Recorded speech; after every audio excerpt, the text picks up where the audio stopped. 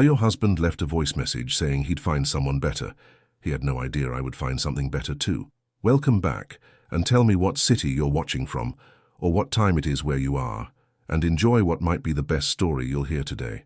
The fluorescent lights of Parker's Market buzzed overhead like angry wasps, casting their harsh white glow across the endless parade of customers who moved through the aisles with the purposeful determination of people who had places to go and lives to live.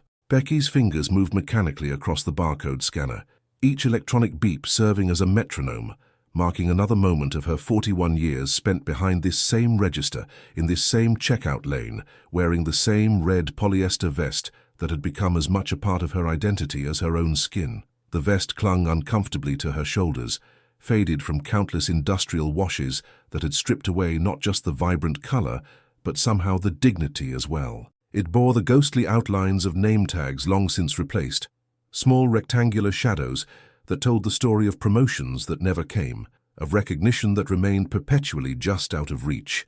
Her wedding ring caught the fluorescent light as she reached for another item, a simple gold band that had once symbolized forever, but now felt more like a shackle, binding her to promises that apparently only she had intended to keep.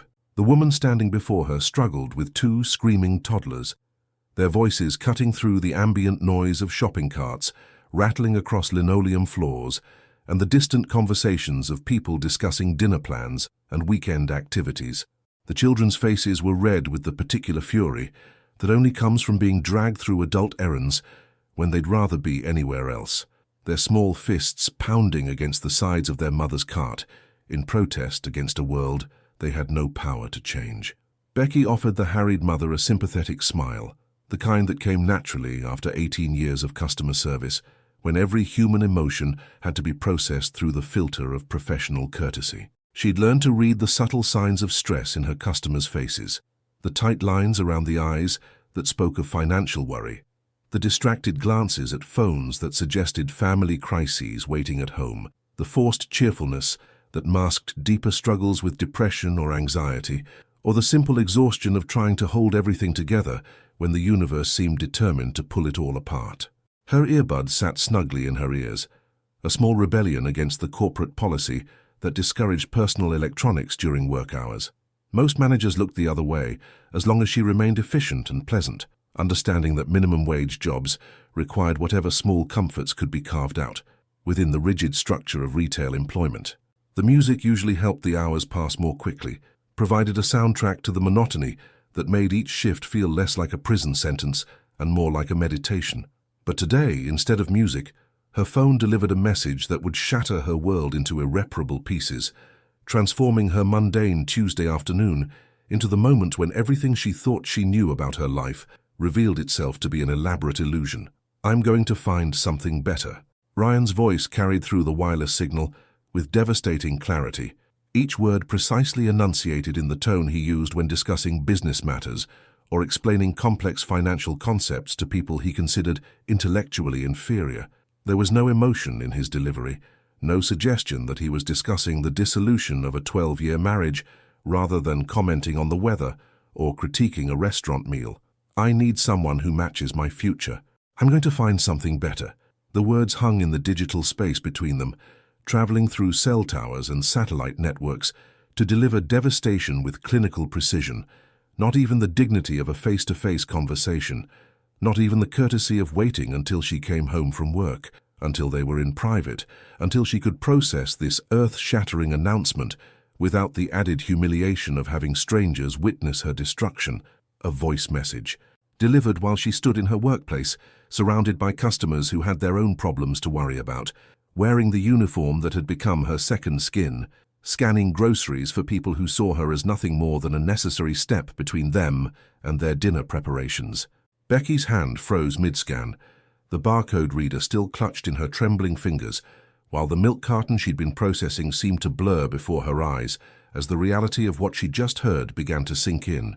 The scanner's red laser continued to sweep back and forth across the product, searching for the pattern that would translate into a price, but her fingers had gone numb and unresponsive, as if her nervous system had simply decided to shut down rather than continue participating in a world that had suddenly become unrecognizable. She rewound the message once, her thumb fumbling with the phone's controls, while her other hand maintained its grip on the scanner. Surely she'd misheard something. Surely Ryan, who could be thoughtless and self-centered but had never been deliberately cruel, hadn't actually ended their marriage via voicemail while she was at work. But the replay confirmed every devastating word. She tried again, and then a third time, hoping somehow the digital recording would change, that reality would reassert itself and reveal this to be some kind of technical error or elaborate prank. But each repetition only hammered home the brutal truth. The man she'd loved, supported and sacrificed for, had discarded her with the same casual indifference he might show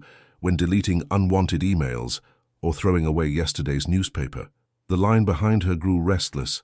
A man in an expensive business suit checked his Rolex with the impatient gesture of someone accustomed to having his time valued above all other considerations. A teenager with purple hair and multiple facial piercings tapped her foot to music only she could hear, her eyes fixed on a smartphone screen that displayed whatever social media drama currently commanded her attention. An elderly woman clutched her purse with arthritic fingers, her face bearing the patient resignation of someone who'd learned that complaining about delays only made them feel longer. Life continued its relentless march forward, while Becky's universe collapsed inward, creating a singularity of pain right there in aisle 7, between the breakfast cereals and the cleaning supplies, where the industrial carpet bore the stains of countless spilled drinks and the fluorescent lights hummed their endless mechanical song. Something cracked wide open in her chest, not her heart, for that implied something clean and sharp, like glass breaking in a single decisive moment. This was messier, rawer, like the sound of old wood splintering under too much weight, the groaning protest of structural beams that had been bearing more than they were designed to handle for far too long. She'd been carrying that weight for years without even realizing it, and now the entire architecture of her life was giving way all at once. "Ma'am?" The business suit man's voice carried the particular kind of irritation reserved for service workers who had the audacity to experience human emotions during business hours. "Is there a problem?" Becky looked up at him, this stranger whose biggest concern was whether his grocery shopping would make him late for whatever important meeting or social engagement awaited him. She wanted to explain that her husband had just abandoned her via voicemail, that 12 years of marriage had been dismissed in 30 seconds of recorded audio, that she was currently discovering the exact moment when everything she'd believed about her life revealed itself to be a lie. Instead, she managed a weak smile and resumed scanning his items: organic vegetables that cost more than she spent on food in a week, imported cheese that probably represented half her daily wage, wine that she'd never be able to afford, even for special occasions. Each beep of the scanner felt like a small death, another reminder of the vast gulf between her circumstances and those of the people she served. Rebecca Ann Morrison had grown up in a working-class family that believed in the power of persistence, in the idea that good things came to those who were willing to work hard and wait patiently for their rewards. Her mother had drilled into her the virtues of loyalty and commitment, the importance of standing by your promises, no matter how difficult circumstances became. "Marriage isn't about finding someone perfect," her mother used to say while folding laundry in their small kitchen, the smell of detergent and fabric softener creating an olfactory backdrop to life lessons that seemed profound at the time. "It's about choosing someone and then working together to build something beautiful." She'd carried those lessons into her relationship with Ryan, through his increasingly frequent complaints about their modest lifestyle, his pointed comments about her appearance that always began with, "I'm not trying to be mean, but," and ended with suggestions for improvements she couldn't afford to make. She'd endured his growing obsession with status and appearances, his way of introducing her to his colleagues, that somehow managed to emphasize her job at the grocery store, while downplaying the fact that she'd been supporting their household just as much as he had. Ryan worked in finance, a fact he mentioned with the regularity of a man checking his pulse, as if his professional identity required constant confirmation to remain valid. His salary significantly exceeded hers, a disparity he referenced almost daily, not with pride in his success but with a sort of weary disappointment, as if her inability to match his earnings was a personal failing rather than a simple economic reality shaped by educational opportunities and career choices, made years before they'd even met. He spoke often about the promotions he deserved, the recognition that eluded him despite his obvious qualifications, the way their modest suburban home and her practical Honda Civic somehow reflected poorly on his professional image. When clients come to the house, he'd say, surveying their living room with the critical eye of someone evaluating a property for purchase, they need to see success. They need to trust that I know how to handle money because I obviously know how to make it. Despite earning significantly more than she did, Ryan had never been inclined to share his financial success in ways that might have improved their joint circumstances. "You've got your paycheck," he'd say, whenever she suggested they might pool their resources for a vacation or a home improvement project, or even something as simple as dinner at a restaurant that didn't feature a dollar menu. Use that. And she had, stretching her grocery store wages to cover half the bills, all the food shopping, and whatever household needs arose that fell outside Ryan's definition of his financial responsibilities. She'd learned to be creative with coupons and store sales, to plan meals around whatever protein happened to be marked down for quick sale, to repair clothes and appliances rather than replacing them when newer models might have been more convenient. She'd even contributed to the down payment on their house, dipping into savings she'd accumulated since her 20th birthday. Money saved quarter by quarter during lean years when every dollar mattered and entertainment meant checking books out of the library rather than going to movies. That contribution had been presented as a romantic gesture, a symbol of their partnership and shared commitment to building a future together. Now she realized it had simply been another way for Ryan to leverage her resources while maintaining complete control over his own. He'd always had nicer things, tailored suits from department stores she'd never shopped in, purchased during lunch breaks from a job that paid enough to make such indulgences feel routine rather than special. His car was a luxury sedan with leather seats and a premium sound system, while she nursed her aging Honda through another year of inspections and repair bills that always seemed to come at the worst possible moments. His phone was always the latest model, replaced annually whether the previous version still functioned or not. His laptop was sleek and powerful, capable of handling whatever demanding software his work required. His clothes came from stores with names she recognized from magazine advertisements, while hers came from discount retailers and clearance racks. She told herself this disparity was normal, that perhaps one day her faithfulness and sacrifice would be rewarded with inclusion in the prosperity she'd helped make possible. She'd imagined that once Ryan felt more secure in his career, once he received the promotion he'd been expecting for 3 years, once they'd paid down enough of the mortgage to free up some monthly income, he'd naturally want to share more of his success with the woman who'd been supporting him all along. The rest of her shift passed in a haze of mechanical motions and forced pleasantries. She scanned barcodes, counted change, bagged groceries, and wished customers a pleasant day, while her mind replayed Ryan's message on an endless loop. The words became a mantra of rejection, a meditation on inadequacy that accompanied every mundane task she performed. "I'm going to find something better." Beep. Another can of soup for someone else's dinner. "I need someone who matches my future." Beep. Another bottle of wine for someone else's celebration. "I'm going to find something better." Beep. Another package of meat for someone else's family barbecue. The drive home took her through neighborhoods where she'd imagined living someday, past houses with manicured lawns and 2-car garages, and windows that glowed with warm yellow light, suggesting the kind of domestic contentment she'd always assumed would eventually be hers. Every landmark along the familiar route, the coffee shop where she and Ryan had their first date, nervously sharing a piece of chocolate cake while trying to impress each other with stories about their college experiences, the park where they'd walked Max on Sunday mornings, throwing tennis balls and pretending to be the kind of couple who had everything figured out, the restaurant where he'd proposed 7 years ago, getting down on one knee beside a table decorated with roses he'd somehow arranged to have waiting for them, now served as monuments to a life that had apparently been built on foundations of sand. Each memory felt contaminated now, poisoned by the knowledge that while she'd been treasuring these moments as evidence of their love's strength and permanence, Ryan had apparently been cataloguing her inadequacies and planning his escape. How long had he been thinking about leaving? How many of their conversations had been his way of gathering ammunition for the eventual divorce proceedings?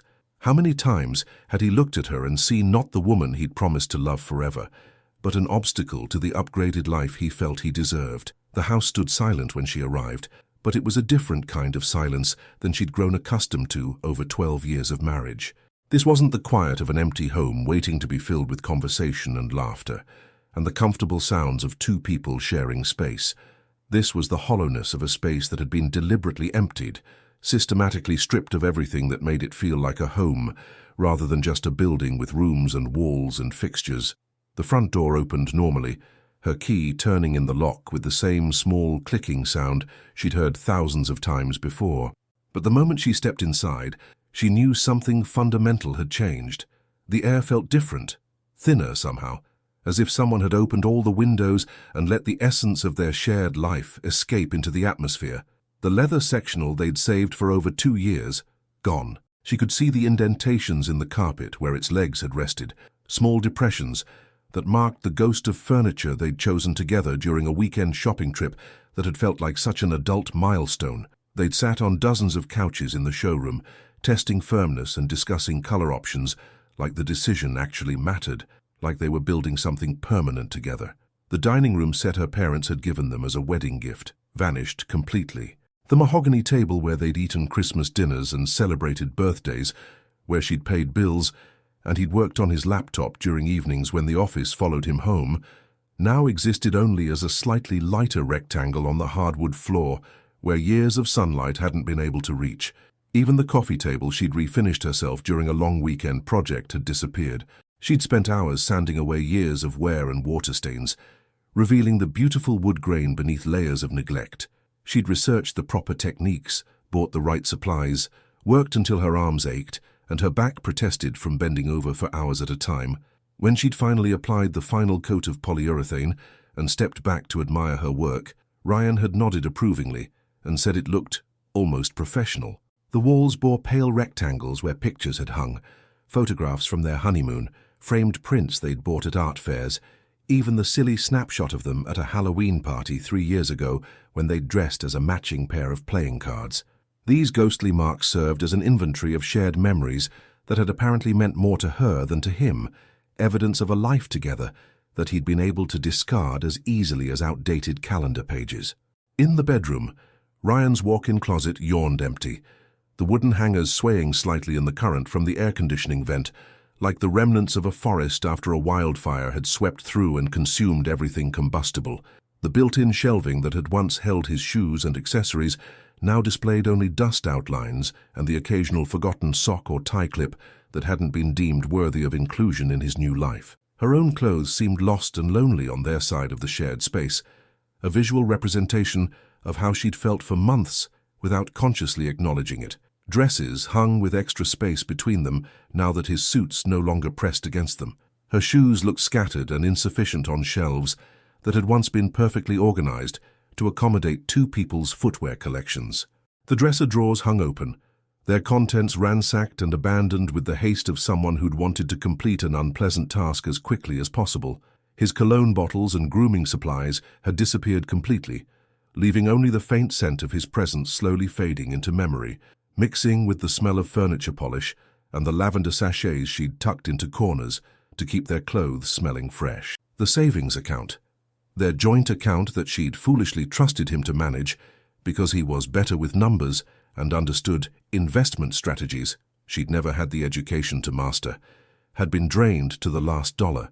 Years of her careful contributions, every $20 and $50 bill she'd managed to squirrel away from her modest paychecks, all gone. The online banking statement showed a balance of $0 with a final withdrawal that had cleared that morning while she was scanning groceries and smiling at customers who were planning dinners she could no longer afford to cook. Even Max was gone.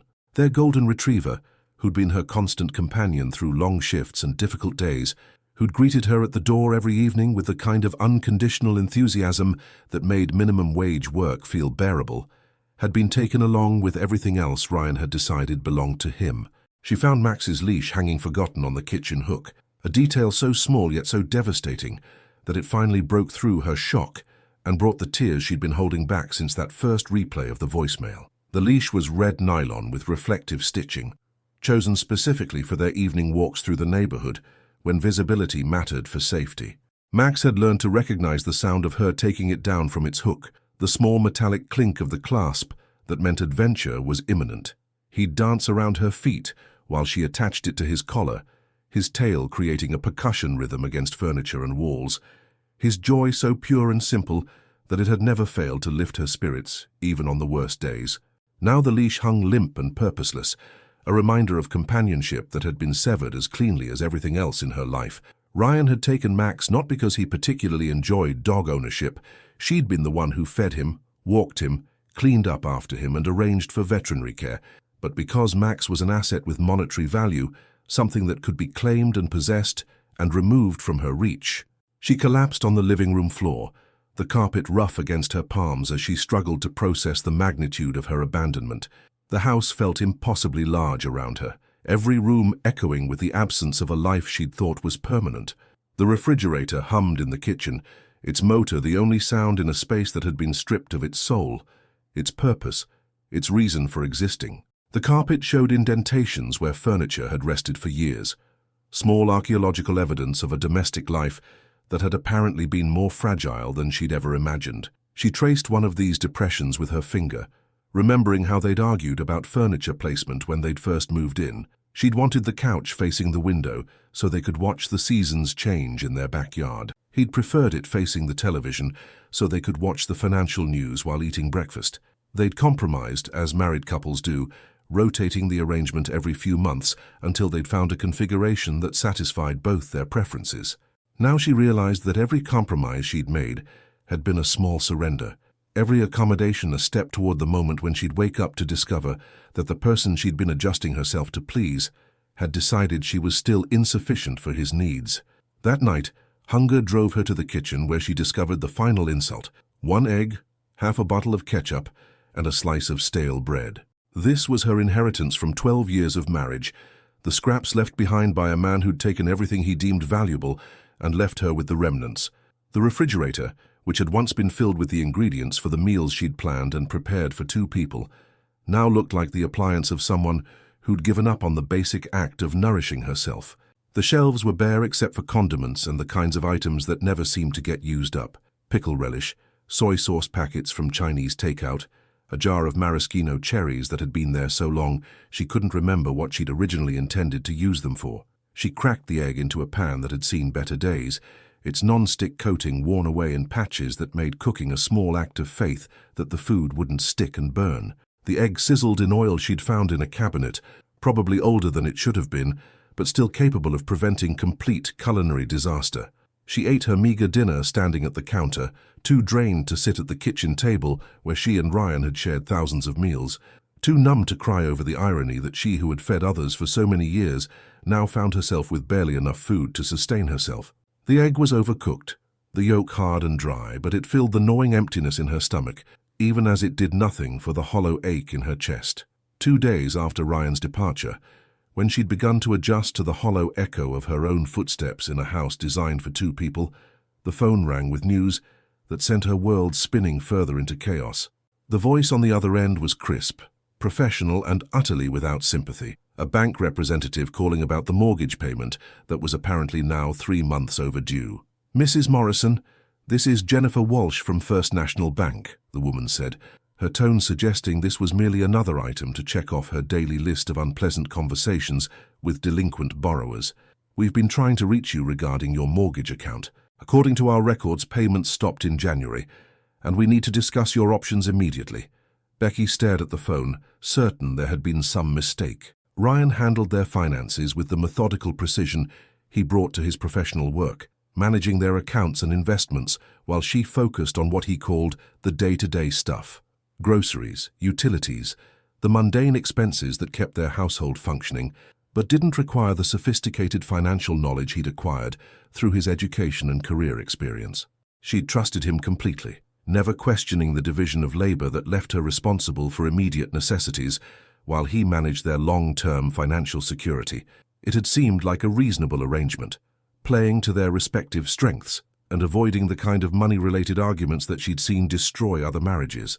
"There must be some confusion," she said, her voice sounding foreign to her own ears, higher and more desperate than she'd intended. "My husband handles our mortgage payments.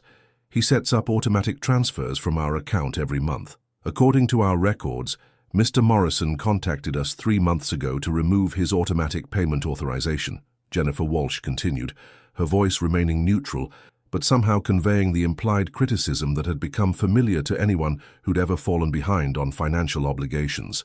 He indicated that you would be taking over responsibility for the account going forward. The words hit Becky like physical blows, each piece of information landing with devastating precision. Ryan had been planning his departure for months, systematically removing himself from their financial obligations, while allowing her to remain ignorant of the approaching disaster. What kind of wife didn't know her own husband had stopped paying their mortgage? What kind of adult allowed someone else to manage such fundamental aspects of their financial life without maintaining any oversight or involvement? I don't understand, she stammered, sinking into one of the kitchen chairs that Ryan had deemed unworthy of relocation. I wasn't told about any changes to our account. I don't have access to the mortgage information. Everything is in his name. That's correct, the bank representative confirmed with the patience of someone who'd had this conversation countless times before. Mr. Morrison is the primary account holder, which means he has the authority to make changes without requiring your signature or consent. However, since you're listed as residing at the property, we're required to notify you of any pending legal action. Legal action. The phrase hung in the air like a death sentence, formal and final, and utterly beyond her ability to appeal or reverse. She'd become the victim of laws designed to protect property rights and loan security, regulations that prioritize the bank's interests over the human casualties created when marriages dissolved and financial responsibilities shifted without warning.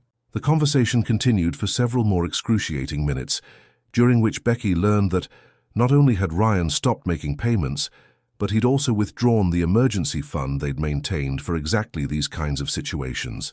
His name was primary on everything: the mortgage, the savings account, even the home insurance policy that would become void if the house went into foreclosure.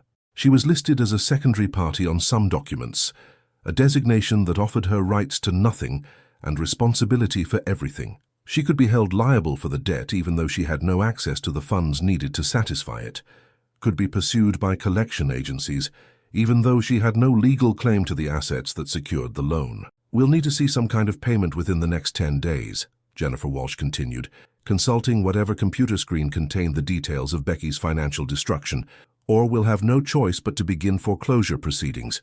The amount due, including late fees and penalties, is $18,437. $18,000. More than Becky's entire annual salary after taxes.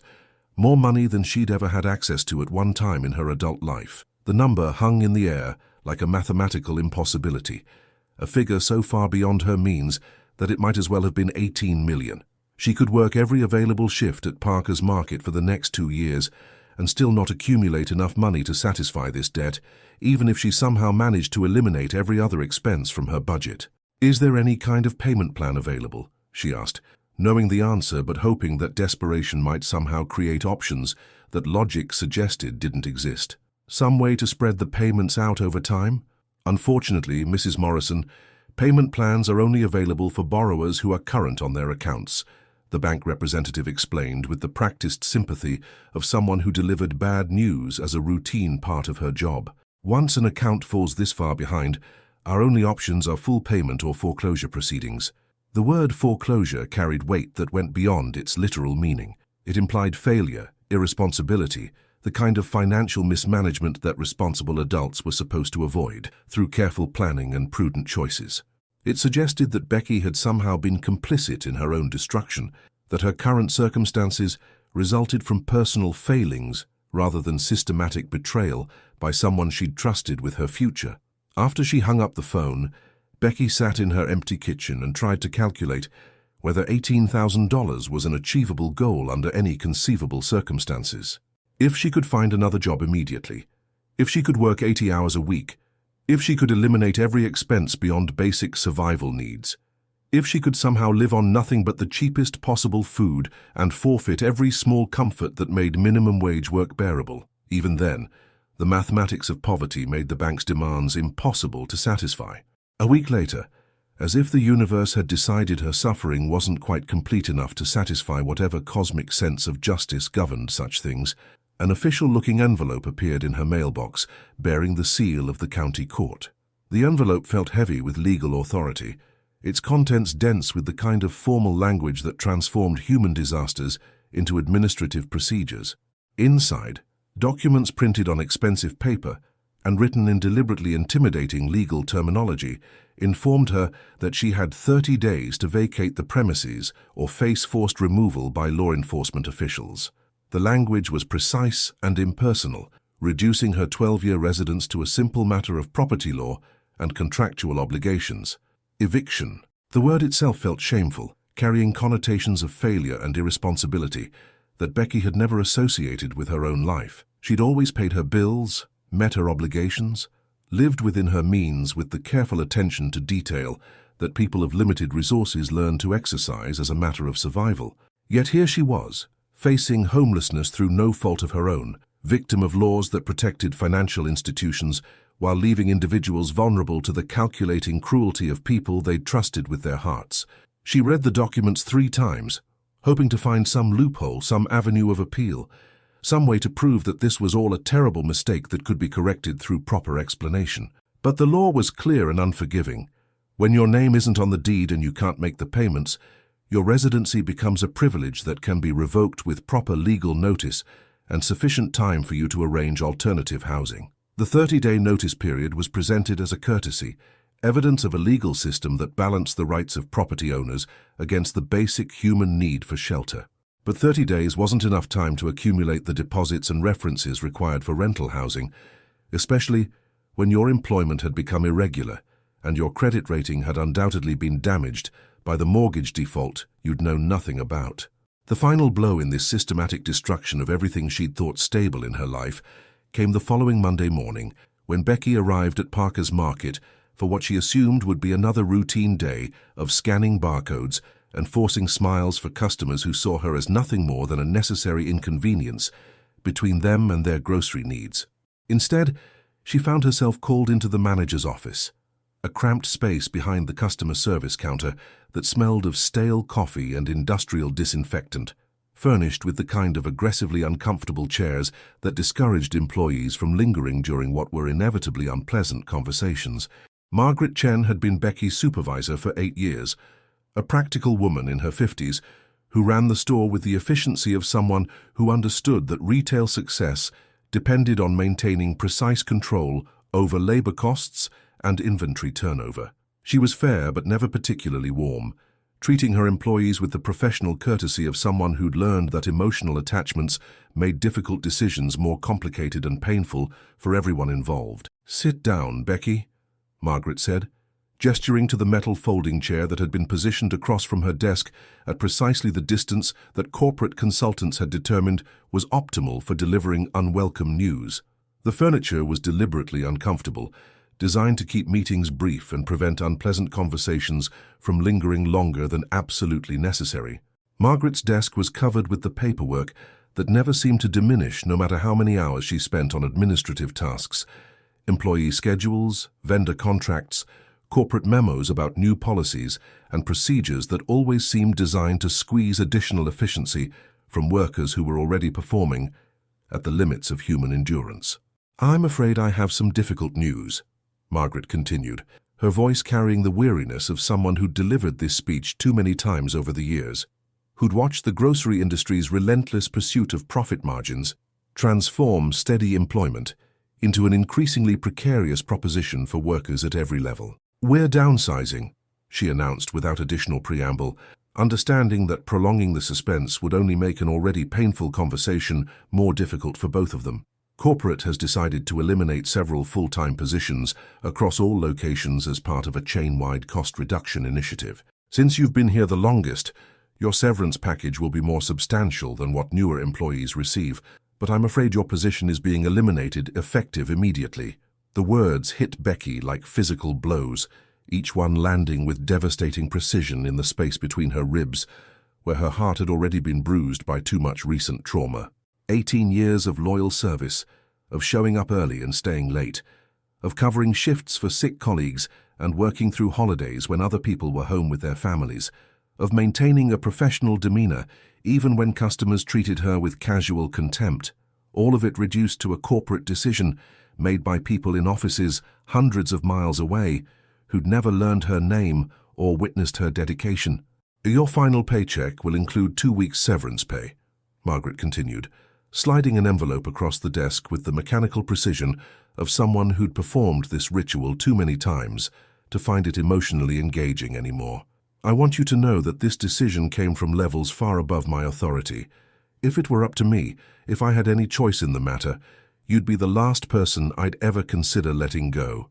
2 weeks' pay, $468 after taxes, barely enough to buy groceries for a month under normal circumstances, let alone enough to secure new housing and survive until she could find another job in an economy where employers increasingly preferred younger workers who would accept lower wages and demand fewer benefits. Becky took the envelope with hands that had somehow stopped shaking, her body's shock response finally exhausted by the relentless succession of disasters that had transformed her life from stable routine into chaotic freefall. The envelope felt thin and insubstantial, inadequate compensation for nearly 2 decades of labor, for the arthritis in her knees from standing on concrete floors, for the permanent smile lines around her eyes from maintaining cheerfulness through countless difficult interactions. She cleaned out her locker in the employee break room, gathering the few personal items she'd accumulated over nearly 2 decades of working in the same building. A photo of her and Ryan from happier times, back when his smile had seemed genuine and his arm around her waist had felt protective rather than possessive. A small succulent plant that had somehow survived under fluorescent lights, its thick leaves a testament to the kind of resilience she hoped she still possessed. A coffee mug with a chip in the handle that she'd grown fond of despite its imperfection, or perhaps because of it.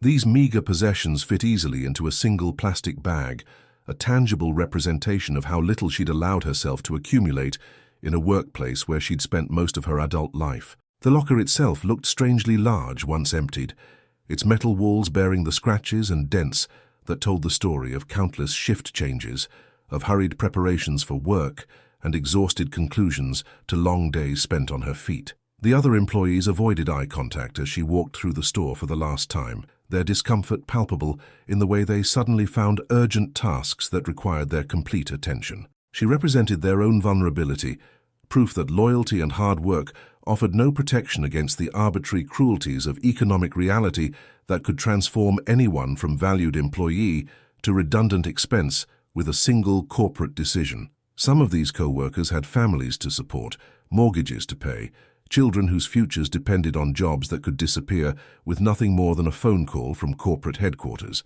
They understood, with the intuitive wisdom of people who lived paycheck to paycheck, that acknowledging her situation too directly might somehow make them more susceptible to the same fate. Outside, the parking lot stretched before her like a desert of hot asphalt and abandoned shopping carts, heat waves rising from the pavement in the late afternoon sun. Her Honda Civic sat in the employee section, where she'd parked it thousands of times before, faithful and unpretentious, the only thing in her life that hadn't betrayed or abandoned her when circumstances became difficult. She sat behind the wheel for a long time, staring at the store that had defined her identity for 18 years, wondering who she was supposed to be now that everything she'd thought permanent had proven ephemeral. The building looked the same as always.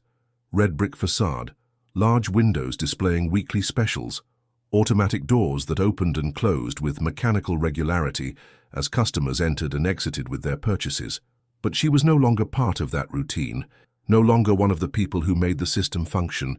She'd been expelled from the economic ecosystem that had sustained her, cast out into a world where her experience and dedication apparently counted for nothing against the mathematics of profit margins and cost reduction initiatives.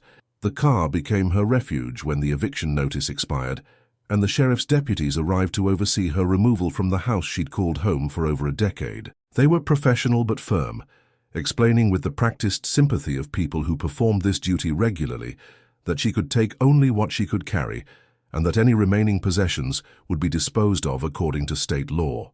The deputies were middle-aged men who'd probably seen every variation of human misery that resulted when financial obligations exceeded financial resources. They treated her with courtesy, while maintaining the emotional distance necessary to perform a job that required them to uproot families and destroy the domestic stability that most people took for granted. She packed what fit in her car, with the desperate efficiency of someone who'd never had to prioritize possessions before, choosing between items that all seemed essential until forced scarcity demanded impossible decisions. Some clothes, but not all. She kept work-appropriate outfits and weather-appropriate layers, while abandoning everything else. A few books that had provided comfort during difficult times, their pages worn soft from repeated reading. The photo albums Ryan had deemed unworthy of theft, filled with images of relatives who'd passed away and friends who'd drifted out of contact over the years. Everything else, the dishes her grandmother had given her as a wedding gift, each piece wrapped in tissue paper and presented with stories about the meals they'd served and the celebrations they'd witnessed. The furniture she'd saved for months to buy, choosing each piece carefully from thrift stores and clearance sales. The accumulated artifacts of a life lived in one place for over a decade became someone else's problem to solve. The kitchen table where she'd paid bills and planned meals, where she'd wrapped Christmas presents and helped neighborhood children with homework when their parents worked late shifts, would be loaded into a truck and hauled away to some municipal disposal facility. The rocking chair where she'd read novels on Sunday afternoons, imagining herself as the heroines who always seemed to find happiness despite overwhelming obstacles, would be broken down and recycled into materials for products she'd never be able to afford. That first night in the car, parked behind a 24-hour laundromat, where the security lights provided a measure of safety and the constant hum of industrial washers and dryers masked the sound of her crying, Becky discovered depths of despair she hadn't known existed. The back seat of a Honda Civic wasn't designed for human habitation, and her 5'6" frame couldn't find any position that didn't result in cramped muscles and aching joints. She used her winter coat as a blanket, its down-filling providing some insulation against the cool night air that seemed to seep through the car's windows and doors despite their closed positions. Her rolled-up sweater served as a pillow, though it offered little comfort against the hard plastic of the door panel and the unyielding surface of the seat cushion. The laundromat's windows glowed like beacons in the darkness, fluorescent lights creating an aquarium effect that allowed her to watch people come and go throughout the night, shift workers washing uniforms before heading home to apartments and houses she'd never see, college students doing laundry because their dormitory machines were broken or because they couldn't afford the campus facilities, elderly people who seemed to use the 24-hour business as much for social contact as for cleaning clothes. Each person who entered and left had somewhere to go afterward, somewhere that belonged to them, somewhere with doors that locked and beds that waited for their return. Becky had forfeited her membership in that basic human community, become one of the invisible people she'd passed on streets without really seeing, understanding now that homelessness wasn't a moral failing, but a circumstance that could swallow anyone whose safety net proved insufficiently strong to catch them when they fell. The nights were the worst part. During daylight hours, she could maintain the pretense of normalcy, could sit in libraries and coffee shops and blend in with people who had homes to return to when evening came. But when darkness fell, and the world divided itself into those who had shelter and those who didn't, her exile from conventional society became impossible to ignore or disguise. She learned the rhythms of 24-hour businesses, discovering which gas stations had the cleanest restrooms and the most understanding staff. She found that some fast food restaurants would allow her to sit for hours nursing a cup of coffee if she chose her timing carefully and didn't attract attention to herself. She identified parking spots where a lone woman in a car wouldn't draw unwanted notice from police or predators. The days blurred together in a haze of job applications and careful resource management.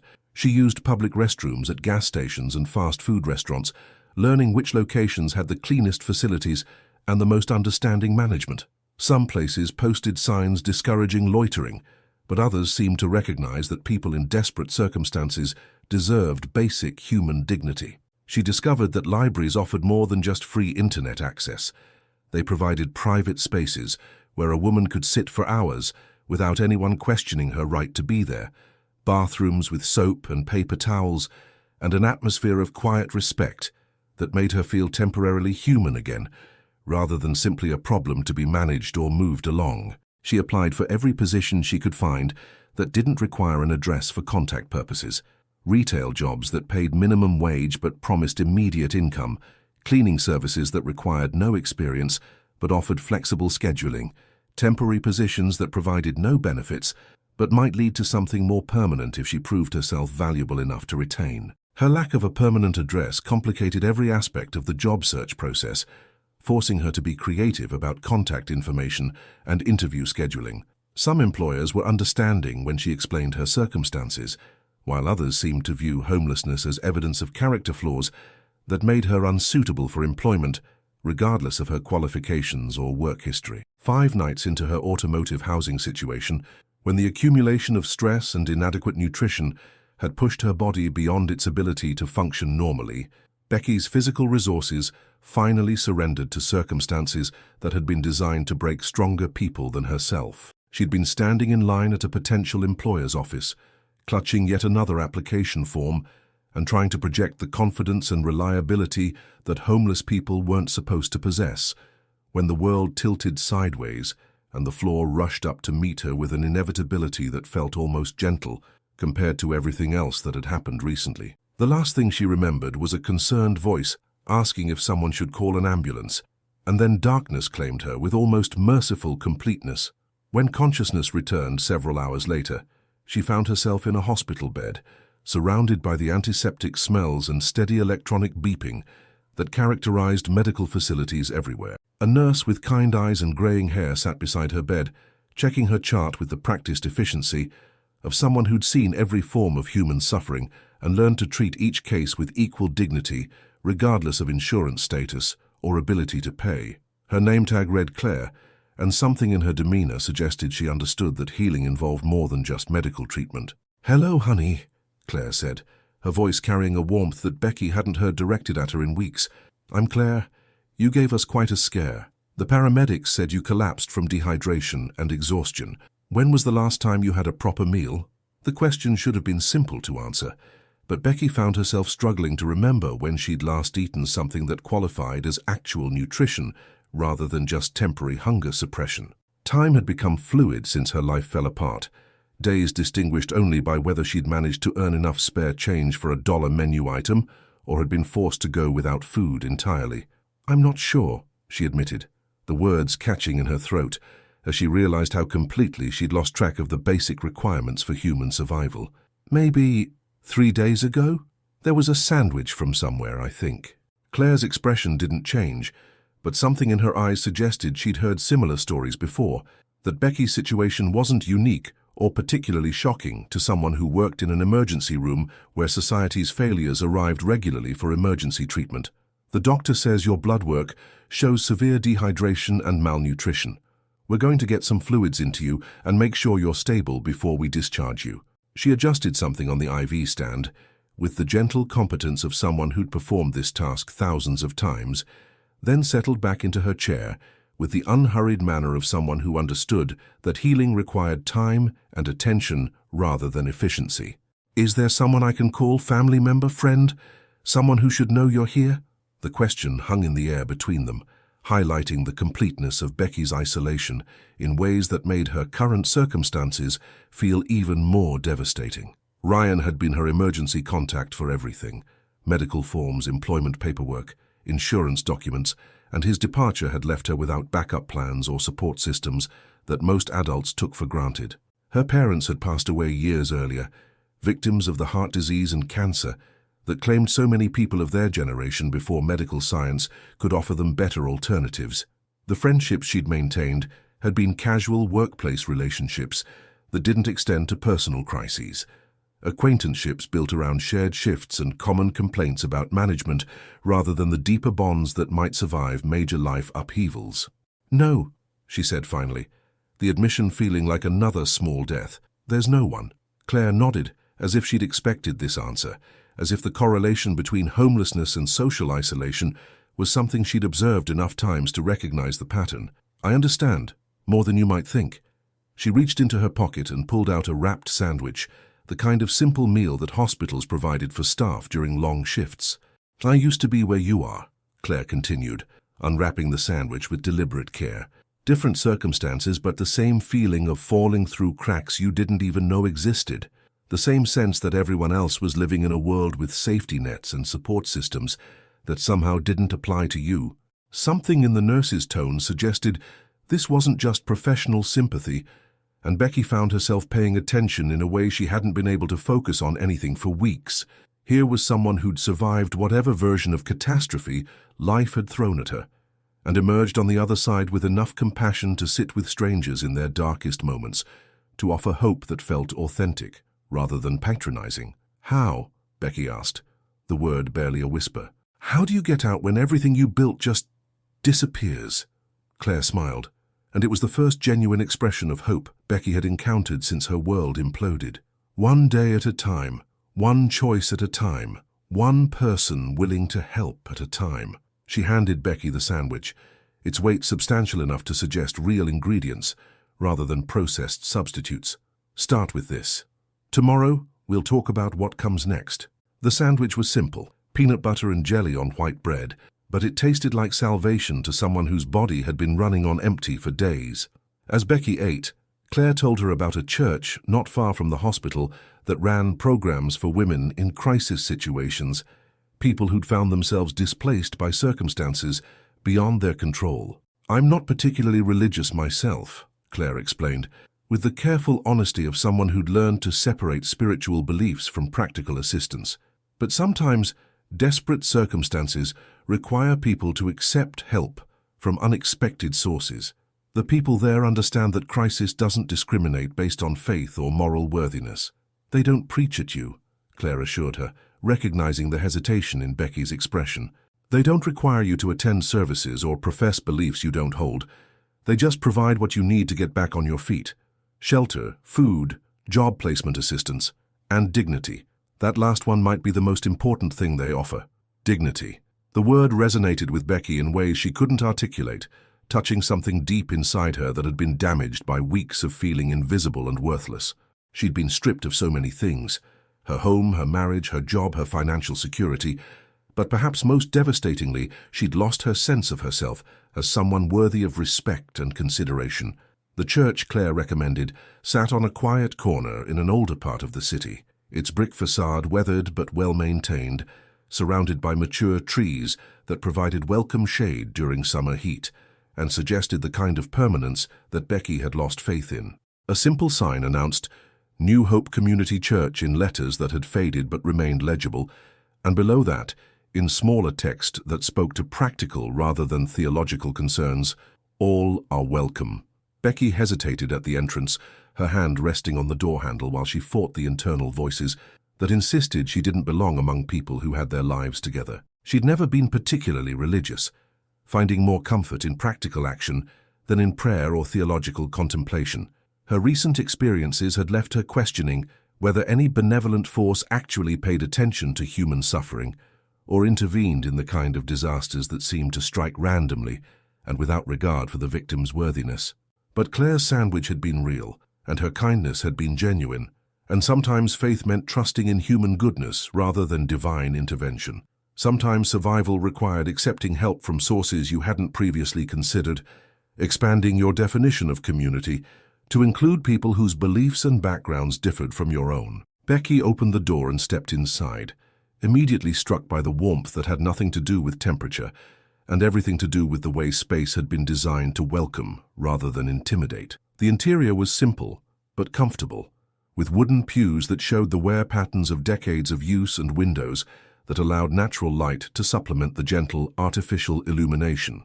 A woman in her 60s approached with the unhurried manner of someone accustomed to meeting people in crisis, her grey hair pulled back in a practical style and her clothing chosen for comfort rather than fashion. She introduced herself as Judy Martinez, coordinator of the church's assistance programs, and explained the services available to women who found themselves temporarily displaced. Temporarily, Judy emphasized, making eye contact in a way that suggested she understood the psychological importance of framing homelessness as a condition rather than an identity. Because that's what this is, a temporary situation that we're going to work together to resolve. The shelter program operated out of a converted house adjacent to the church building, offering private rooms for up to 8 women at a time. The accommodations were basic but clean, with shared bathroom facilities and a kitchen where residents could prepare their own meals using donated groceries and basic cooking equipment. More importantly, the program included job placement assistance, resume preparation, interview coaching, and the kind of practical support that people needed to transition from crisis back to stability. Judy explained that the average stay was 3 to 4 months, long enough for residents to save money for deposits and first month's rent on permanent housing. "We don't have a lot of rules," Judy continued, leading Becky through the facility with obvious pride in what they'd accomplished. No alcohol or drugs on the premises, no overnight guests, participation in weekly house meetings to discuss any issues that arise. Beyond that, we trust people to manage their own lives while we provide the support they need to get back on their feet.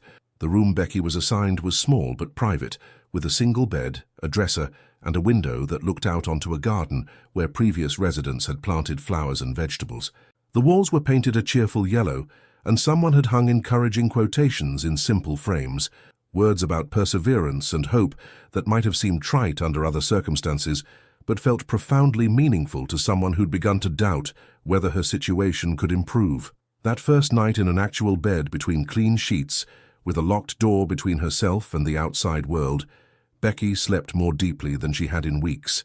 The simple luxury of horizontal rest, of physical safety, of knowing she wouldn't be woken by police flashlights or the need to move her car before dawn, allowed her body to begin recovering from the trauma of recent events. Judy proved to be more than just an administrator. Over the following weeks, she became a mentor, teacher, and sometimes surrogate family member who understood that rebuilding a life required more than just providing shelter and meals. She helped Becky rewrite her resume to emphasize transferable skills rather than just job titles, taught her interview techniques that highlighted her reliability and experience rather than her recent employment gap. 18 years of customer service experience, Judy said, reviewing the updated resume with the attention of someone who understood that presentation mattered in ways that went beyond qualifications. That demonstrates loyalty, patience, communication skills, problem-solving ability. Any employer would be lucky to have someone with your background. She also provided something equally important, a daily routine that gave structure to days that had become shapeless and directionless during the worst period of Becky's crisis. Morning coffee in the communal kitchen, job searching at the computer center the church maintained for residents, afternoon walks through the neighborhood that helped her remember what normal life looked like. The other women in the shelter became an unexpected source of strength and community.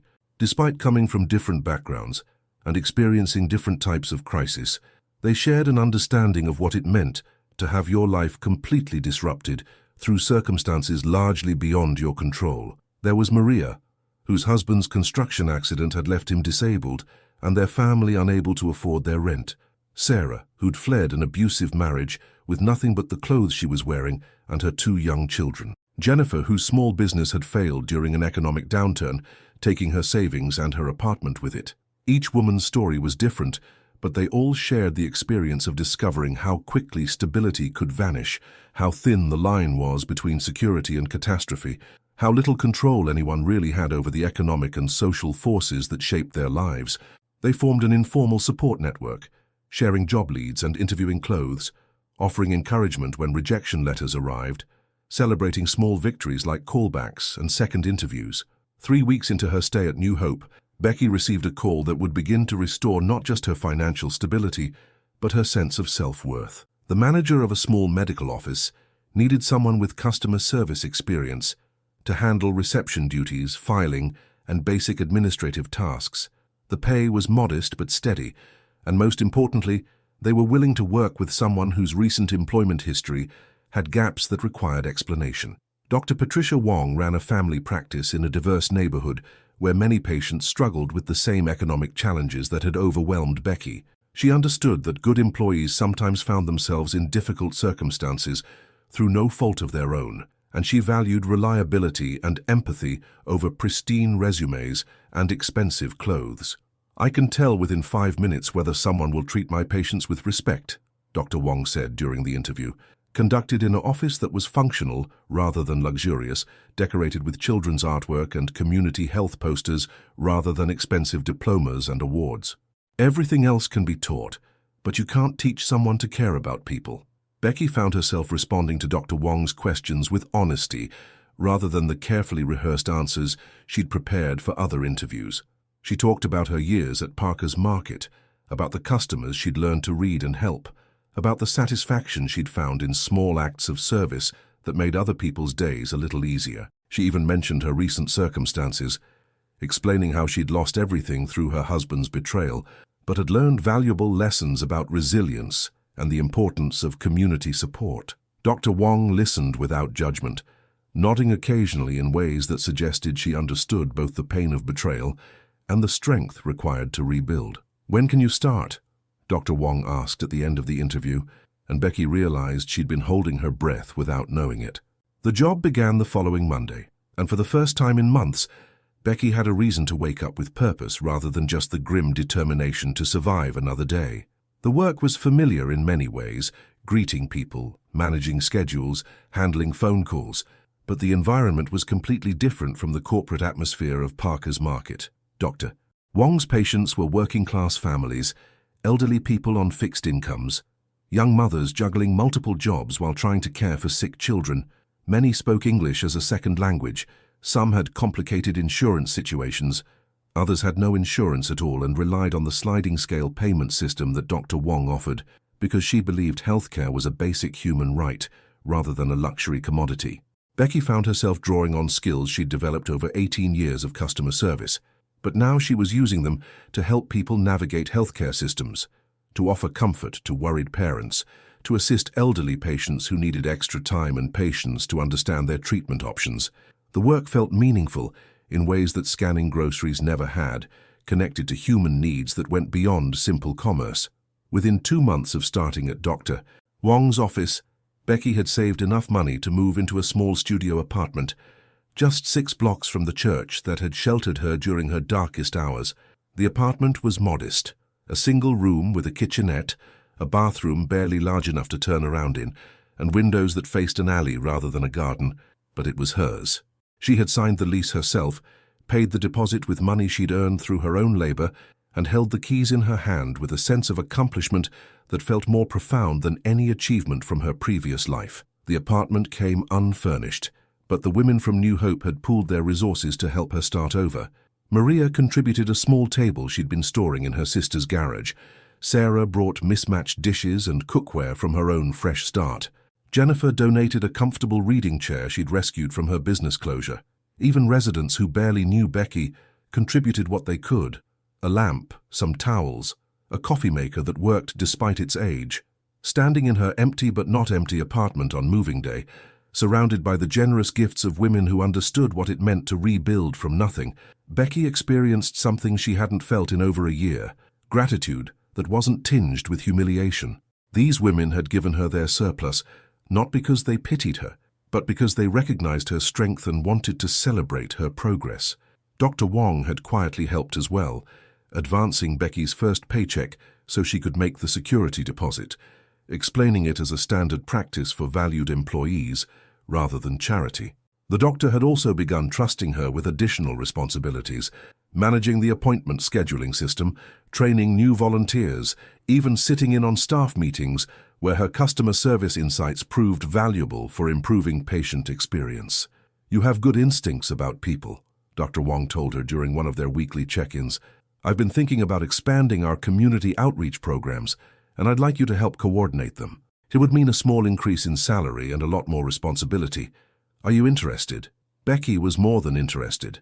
The outreach programs connected Dr. Wong's practice with local shelters, food banks, and community centers, providing basic healthcare services to people who might otherwise go without treatment. It was work that felt personally meaningful, using her own experience of crisis to help others navigate systems that could seem overwhelming and impersonal. She found herself visiting New Hope regularly, not as a resident but as a healthcare coordinator, helping women access medical services while they worked to rebuild their lives. The role reversal felt surreal sometimes, returning to the place where she'd sought help, now in a position to provide assistance to others facing similar challenges. 6 months after leaving the shelter, Becky received a letter that would have devastated her a year earlier, but now felt like the closing of a chapter she was ready to finish. Ryan's divorce attorney was requesting her signature on papers that would formalize what had already happened: the dissolution of their marriage and the division of assets she no longer wanted any claim to. She read through the documents with curiosity rather than anger, noting how the legal language reduced 12 years of shared life to a series of financial transactions and property transfers. Ryan could keep the house, the savings accounts, even Max. She no longer wanted any of it, understanding now that her attachment to those things had been based on illusions about security and belonging that she'd built her identity around. Instead of hiring her own attorney, an expense she couldn't afford and didn't think necessary, she signed the papers and returned them with a brief note. "I wish you well in finding what you're looking for." She meant it sincerely. Her anger toward Ryan had transformed into something closer to pity, recognizing that someone who could discard a loyal partner with such calculated cruelty was probably incapable of finding the happiness he was seeking. The real test of her transformation came 8 months after starting at Dr. Wong's practice, when she encountered Ryan unexpectedly at a coffee shop near her new apartment. She was there with Sarah and Jennifer, the 3 women having maintained their friendship after leaving New Hope, meeting weekly to share updates on their progress and support each other through ongoing challenges. Ryan looked exactly as she remembered: expensive clothes, confident posture, the carefully groomed appearance of someone whose self-worth was tied to external markers of success. But something was different in his expression when he recognized her.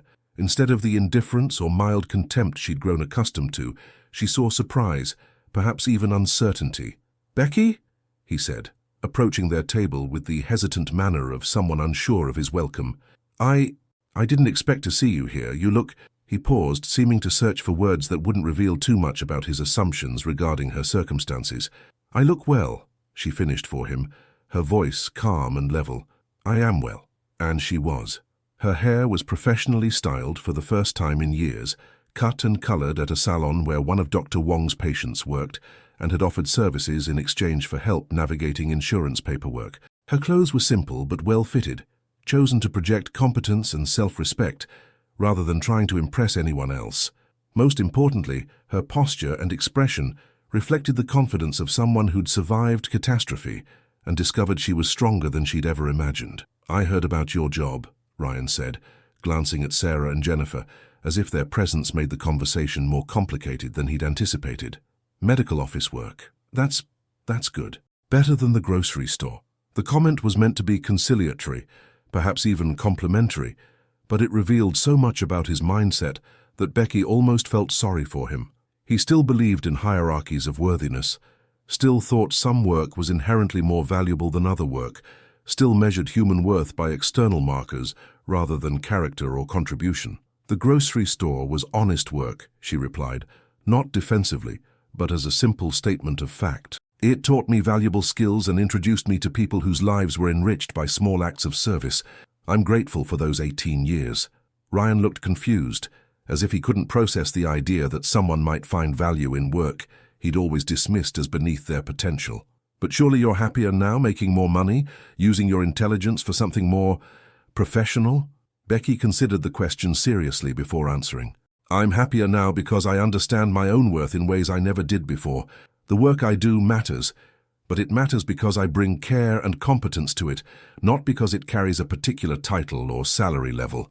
She gestured towards Sarah and Jennifer. "These are my friends. We met when we were all facing our own crises, and we've supported each other through rebuilding our lives. That kind of community, that kind of mutual support, it's more valuable than anything I thought I'd lost." Ryan's expression shifted through several emotions: confusion, perhaps a flicker of recognition, maybe even regret.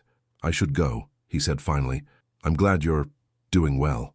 After he left, Sarah squeezed Becky's hand. "You handled that with more grace than I would have managed," she said. "A year ago, I would have been devastated to see him," Becky admitted. "I would have wanted him to see me as successful, to regret what he'd given up. But I realize today that I don't need his validation anymore. I don't need anyone's validation except my own." 1 year after that chance encounter, Becky was promoted to Community Health Coordinator, a position Dr. Wong created specifically to recognize her contributions to the practice and the broader community. The promotion came with a substantial salary increase and the resources to expand the outreach programs that had become her passion. She'd also begun volunteering at New Hope, facilitating workshops for women in crisis situations, teaching the practical skills of job searching, interview preparation, and financial planning that she'd learned through her own experience. But more importantly, she offered something that couldn't be taught: the living proof that devastation didn't have to be permanent, that strength could be discovered in the most unlikely circumstances. "The thing about falling," she would tell women who sat where she'd once sat, overwhelmed by circumstances that seemed impossible to overcome, is that eventually you hit bottom and then you realize you're still alive. And if you're still alive, you can still make choices.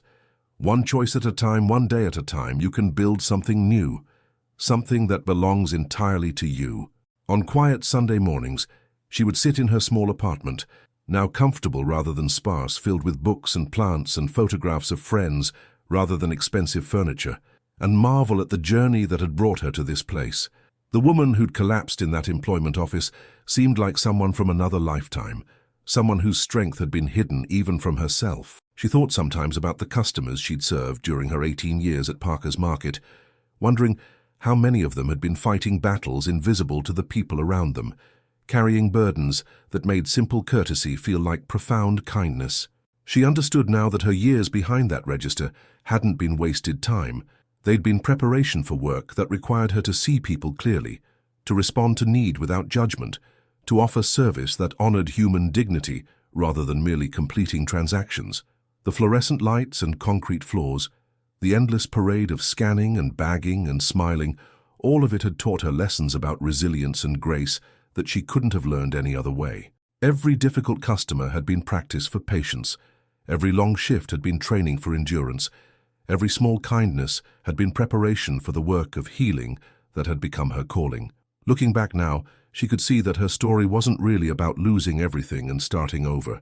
It was about discovering that the things she'd thought defined her worth, her marriage, her house, her savings account, had been external decorations on a strength that had always existed within her. Ryan had taken her possessions and abandoned her support systems, but he couldn't touch the core of who she was, the qualities that made her valuable as a human being and an employee and a friend. The real transformation wasn't in the work she did or the apartment she lived in or the friends she'd gathered around her. It was in her understanding that dignity couldn't be given or taken away by other people. It could only be claimed or surrendered by the person who possessed it.